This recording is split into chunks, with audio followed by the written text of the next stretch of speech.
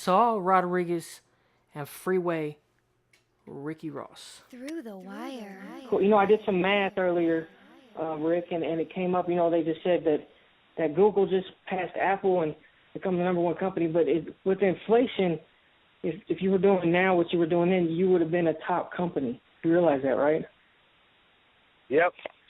That's hard to believe. But you got the book coming out. Am I correct in saying June 17th? Is that correct? Yeah, June 17th will be the actual release date. I'm gonna have some early copies next week that they give me a couple hundred copies that I'm gonna leak out. Okay. So next week, if somebody wants an early copy, if they go online right now and order pre-sale, they can get one next week. Okay, that's it's Freeway Rick Ross, the Untold Autobiography with Kathy Scott. And I'm hearing that it's going to be definitely a New York Times top book, bestseller. I ordered my pre, and I'm excited to read it. But I mean, Rick, is this going to be like? Is it going to be? Is it going to be a tell-all? Is there going to be a lot of stuff in there? And you got the Iran concert. You got so much stuff in there. I mean, how deep is it going to go? Well, I went as deep as I could remember. Over time, we forget a lot of things, but the stuff that I felt was important in my life, I put in there. And I really wanted this book to be more of an educational piece, not only for my people, but for people in general, because it's crazy. I just did an interview this morning with a young lady when I was in prison with a life sentence. She came down to Lompoc, USP, to visit me to do an interview for Vibe magazine. And the article never came out. And she said the reason that the article never came out is because the image that Vibe wanted wasn't the image that I was. They were looking for a fire-breathing dragon, gun-tote, gold chain wearing, pants sagging, out of his mind, weed smoking, cocaine smoking, lunatic. And my story is totally the opposite of that. My story is a thinking man, a rational man, but a guy who was going through something at one time, who had to make choices, and when he made his choices, he felt that out of all the evils that he saw, cocaine was the better choice for himself. Right. Yeah, and I've read up on you, and I've seen some things. I mean, you seem to be doing a lot of good things, going to schools. And there's an old American saying, and F. Scott Fitzgerald said it. He's an author. He wrote The Great Gatsby, and he said there's no second acts in American lives. And he said that, but I mean, do you feel like he's wrong? Like that quote is wrong when you're looking at yourself? Well, you know what? I don't know. It's hard to judge yourself. The way I'm gonna have to do it is let society judge me. After all the chips are in, and after it's said and done, and I'm just gonna do the best that I can. And with the best that I know. One thing that I do is when I look back at my life, I play a game with myself, and I try to step out of who I am and try to be an outsider looking at me. And when I do that, I try to judge myself from that standpoint. And when you do, it gives you a different look at yourself. And now I'm trying to live my life like that. Before I didn't. Before I just went along and I just did whatever came to mind or what everybody else was doing. But now I try to be critical of what I do with myself. Absolutely, and I gotta say that I think that you are having a second act, a real good one right now. But as far as getting back to the book, I mean, do you think that the amount of money that you were making and bringing, I'm talking a couple $1 million a day at times, like, do you think that like that's maybe unbelievable to people, that they don't really realize exactly what you were doing, like it's kind of like a movie numbers and stuff like that? Well, absolutely. I mean, started making that money, I started off, by the way, with $125. So don't get it twisted that I always had money or that I came from money. I'm the kid that went to school every day with holes in his shoes.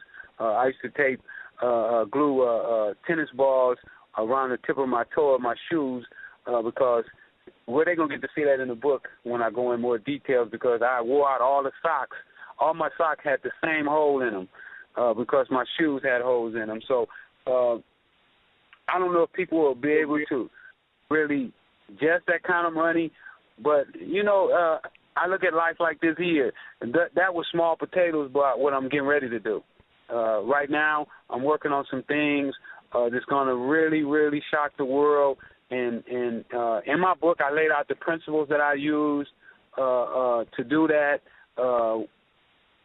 My fault, the things that I did right, and I think now I'm more equipped to take on any task that I want to take on.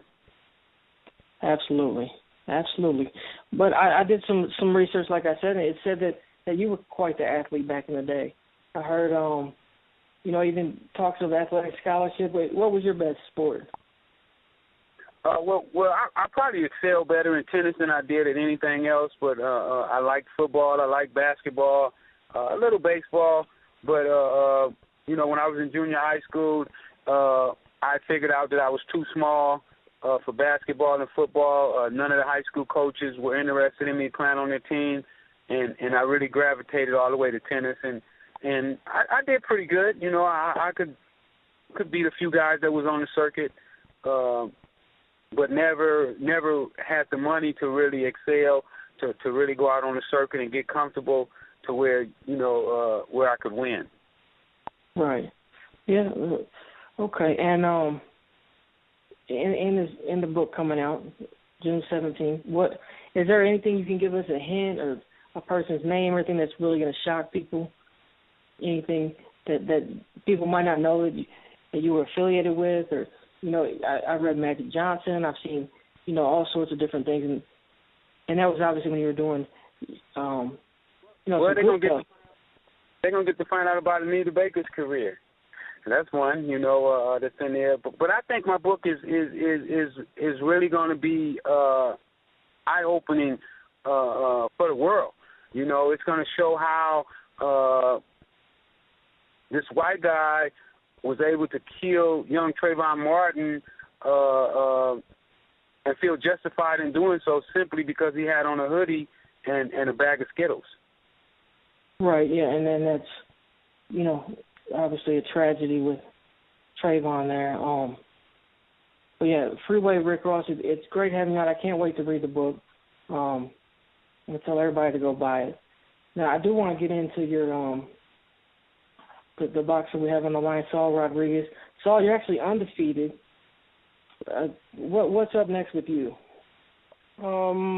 Just looking to remain undefeated, keep fighting, and hopefully get a world title shot within the next year. 13-0 right now, 10 knockouts.